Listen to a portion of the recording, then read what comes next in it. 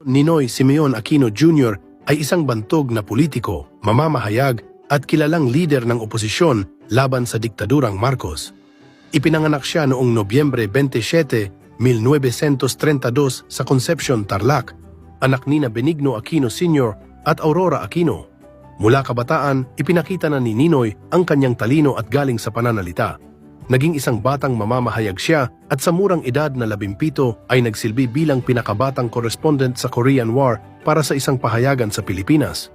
Nag-aral siya sa Ateneo de Manila, San Beda College of Law at nakatanggap din ng pagsasanay sa Harvard at MIT sa larangan ng pampublikong pamamahala. Sa edad na 22, nahalal siya bilang mayor ng Concepcion, Tarlac na siyang nagmarka ng kanyang pagiging pinakabatang alkalde sa bansa noon. Sa sumunod na taon, naging vice governor siya ng Tarlac at noong 1961 ay naging governor. Pagsapit ng 1967, nahalal siyang senador at nakilala bilang matapang na kritiko ni Pangulong Ferdinand Marcos.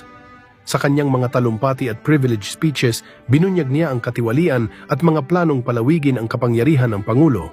Noong 1972, nang ideklara ni Marcos ang batas militar, isa si Ninoy sa unang inaresto. Halos 7 taon siyang nakakulong kung saan sumailalim siya sa matinding paghihirap at pagkakahiwalay sa pamilya. Noong 1980, dahil sa lumalalang karamdaman sa puso, pinayagan siyang magpunta sa Estados Unidos para magpagamot, kapalit ng pangakong hindi siya babalik sa bansa, isang pangako na hindi niya tinupad. Noong Agosto 21, 1983, sa kabila ng panganib, bumalik si Ninoy sa Pilipinas upang muling harapin ang laban para sa demokrasya. Paglapag niya sa Ninoy Aquino International Airport, dating Manila International Airport, binaril siya sa ulo at agad na nasawi. Ang kanyang pagpaslang ay nagdulot ng malawakang galit at protesta na nagbunsod sa People Power Revolution noong 1986 na tuluyang nagpatalsik kay Marcos sa kapangyarihan.